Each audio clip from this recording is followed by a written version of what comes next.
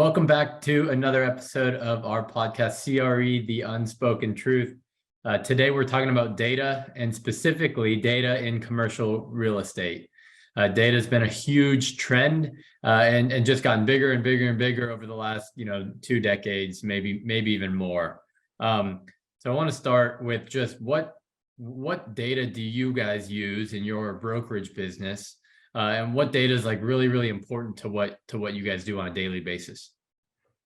So this is really interesting. When I was a sole broker and didn't have a team, I didn't have the capacity to kind of track. You kind of know as a broker where you get your business, what you do with it, how much money you make, and then every year I got a little better. And then when we hired Chelsea Clifton, we got really good, because Chelsea can create processes that will allow us to gather the data. The toughest part in commercial real estate is how do you gather that data?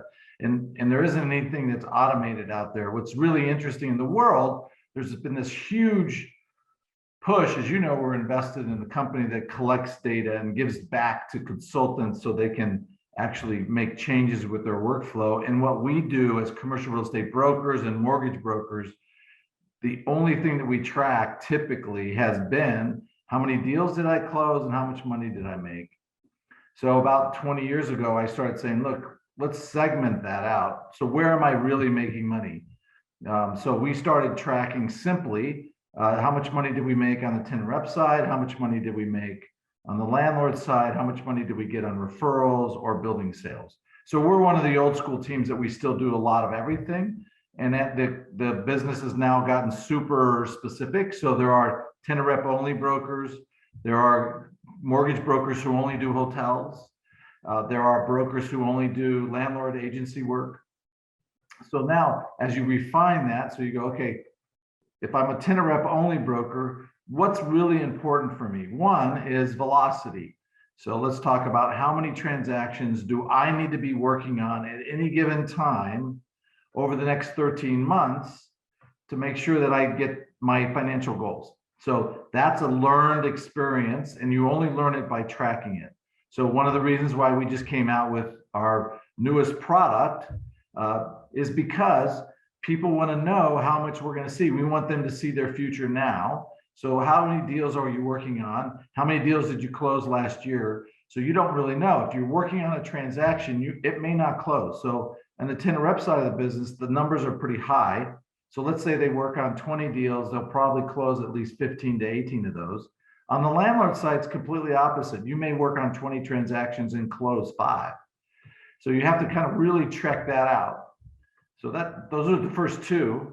Let me give you a third one. The third one is source. Where did you get the source of that transaction? So did you get it from a sign call? Did you get it from a referral? Did you get it from an influencer? Did you get it from national account? So a lot of the people who are in big companies get their business from other brokers outside of their marketplaces. They should be tracking that, and they should know who their biggest deal source is so they can actually take care of those folks. That was a 5-minute rant to say lots of information can be gained by just seeing what you're working on. Yeah. And so CRMs have become really prevalent in all businesses. Salesforce, obviously the big one, but then in commercial real estate, there's Apto, Ascendix, RealNext, some of these other bigger ones. And it's a lot of people use them as their Rolodex, right? Their contact, kind of keeping track of those relationships. And so what do you guys do for your contacts? And like I said, the relationships, the people that are bringing you business, and how do you keep track of all of that? So this is really it's really been the scary part about our business is people view the CRM as the end all be all, and it's not. It's a automated Rolodex. We use Apto. Which is a Salesforce product. Can you take Apto and make it track how you do this? And the answer is yes. It's extremely difficult to do. Extremely hard to track it. So we stopped doing it on Apto. We tried to do it. We were doing it manually before, and we went back to manual again because it was way easier to track every transaction. So when we get a transaction done, we have about 20 fields that we track. What the SIC code was, where we got the transaction, who ran the transaction, who actually brought the transaction in, what submarket they went into. All of these things go into our spreadsheet, and then we pull data out of that. Data is only good. Shitty data is shitty results. So data is only good if you're doing it right. So one of the reasons we created our new product is because people aren't simply doing it. They say they have a CRM, but it's fine. But the CRM is not data.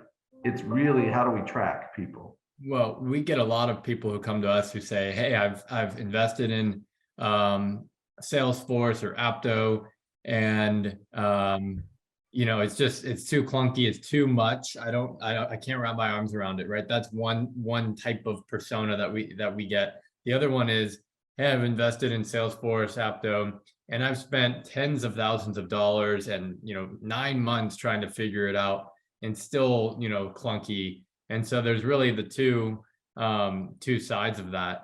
And so, like you said, our products, right, our two products. One is more on the broker side, OS DealView, just to track their pipeline, track their deals.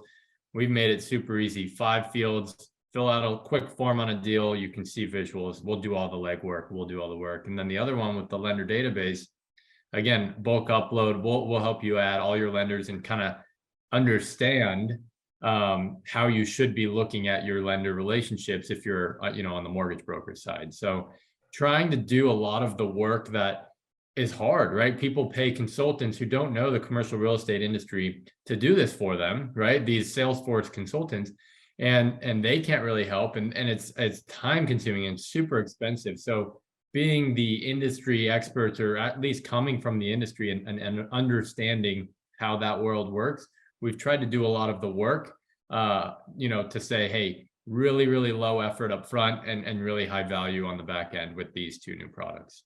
Yeah, the biggest thing that we find is most commercial real estate brokers and mortgage brokers have been successful because of who they are. They build their business based on their relationships, their personality, their drive, those things. And so they now find themselves in a scenario where they are competing with younger people who are, digital natives, and they are doing things the old way. And so it's very hard for them to kind of transition. So they think, I got a CRM, so therefore I'm automated. And that's really not the case. And what we found on our own team was, once we started tracking data and we were getting more and more data, the more data we got, the more hungry we got for that data. There is not, and if you look at economics, one util, if you have one util, then your desire goes down. Data is the opposite. It's like a tapeworm. The more data that you get, the more that you want.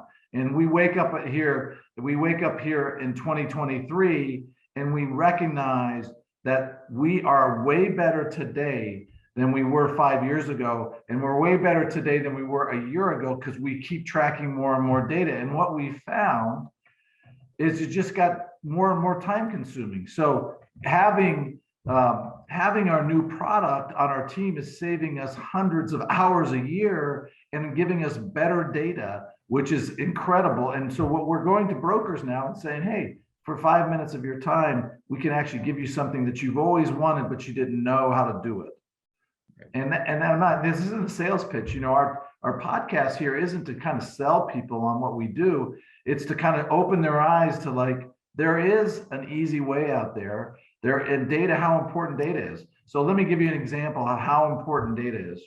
If you're on a team, you got to have data to be able to talk about splits on your team. So we use the data to determine our splits. I got off the phone with Andrew earlier today discussing our splits, and we do it based on our data. How do we grow our team? We look at our data.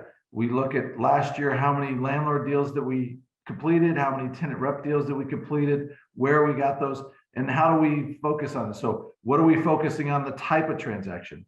We get our data today and we go, how do we get our sources? So we know where our sources come from. As a broker, I used to have a feeling where it came from, but now I know. So now we can look at this and go, this is something we absolutely have to do. So we've talked about tracking data for your business, right? And each broker kind of is running their own business and has to manage their own data that way. How about on the industry? So I know CoStar, and hopefully we don't get a letter in the mail from them just by mentioning their name here, but I'd like to hear your perspective as a broker on CoStar, you know, and their trajectory, their growth trajectory over the last couple decades. When they entered the marketplace, what were they like, and where are they today? Yeah, CoStar has been, you know, when we started our company, Lee & Associates Arizona in 1991, we were every 90 days, every broker. Now the market was way smaller then, but every office broker, I had 100 to 120 calls to make to landlords. And so every 90 days, I'd make those 120 calls. We viewed it as a positive, but it was a pain in the butt. CoStar came in and solved that problem for us, and they've become the de facto monopoly for information on how much the space is available in buildings. And so we do CoStar reports, and I think they're in 70 or 80 or maybe 100 marketplaces now. So they're the behemoth in our marketplace, and those folks, you know they're the behemoth, and so they charge appropriately. But we can't live without them right now, and they know it. We know it. They are updating the buildings, and landlords look at that, and they do that. So that piece of the business, it has saved me personally over the last 20 years, you know, something like 5 to 10 hours a quarter. So let's say 20 to 40 hours a year that I don't have to spend. And what is that time worth? So for me, paying for CoStar is an easy ad, because I save 40 hours a year that I don't have to make calls to owners. Now, other brokers may not view that value there, but it's certainly valuable. And that's so before CoStar came around, it was making calls to collect information on how much space was available. And you make that call, and a month later, it's outdated, right? It's you don't know. I mean, you have an idea, but you don't really know if it's still available or how much is available. And that's what CoStar has solved, somewhat real time, right? It's real time. Yeah, you know, if you're a landlord listing and you lease a space, you should take it off CoStar immediately. You know, that it's harder than you think. It's interesting. You know, we have a big team. We have a lot of listings, and we have a process that every 90 days we're updating it. You would think that you would update it every time you do it, and you should. And people talk about doing it, but as you know, I should do my morning routine every morning, but some days I don't do it. So CoStar is there. It's certainly the information that they have and the amount of information. So I'll give you another example that where CoStar has really been really good is, you know, we had, let's say 15 brokers, and we call 100 buildings. That's 1,500 buildings. CoStar has like triple the amount of buildings. So they call smaller, but we wouldn't call anybody under 10,000 square feet. We wouldn't call anybody that was leased. They have all of those buildings. So if I'm looking for 1,500 square feet in Cave Creek, Arizona, which is a small marketplace, we now can show our clients what's available there where we couldn't do that before. So they've not only created easier for me, but they've expanded the marketplace. So we used to track, and we still at Lee & Associates track about 100 million square feet of office. CoStar has about 160 million square feet. So there was 60 million square feet we weren't even touching, and we don't even touch in our numbers today because we're really focused on multi-tenant office buildings that are for lease. But they're covering build-to-suits, they're covering small buildings all over. Yep. And it's all updated by the brokers, right? So the brokers updated. Yeah, but I want to get away from CoStar. So that's one piece of the business. On the data side of the business, I think what's more important, what's not more important, but what's equally as important is what is our business doing? How are we tracking what we do? How do we know next year who we should be calling on? Where are our influencers? Who are our influencers? And that kind of data only comes from doing the hard work yourself manually, which I would say, and looking at, I thought lots of people did it, but surprisingly few do. They're taking their business and risking it. They're risking it because they aren't tracking it. And I'm like, if you're a professional, you want to know. the biggest thing that's happened in baseball, Major League Baseball in the last 20 years is sabermetrics. They are running. I just finished the Book of Joe, which is Joe Madden's autobiography. And one of his biggest things is they've taken data so far down the road that baseball's become boring. You know, hey, when it's 2-2, you're going to throw this pitch, whatever it is. In our business, we are so far behind that I think both mortgage brokers with their lender databases and brokers with their deal insights and how their deal view, though that should change. And we're on the cutting edge of that, and they should do it now, immediately. It's cheap, it's fast, it's easy to do, and the amount of wins that they will get from it is massive. Yeah. Yeah. Having that database, having those processes, like you said, Chelsea helped you create, to get the habit, to start creating those habits that help you track your business and just understand what should I be tracking? What are the important metrics, the important things in my business that I should be looking at?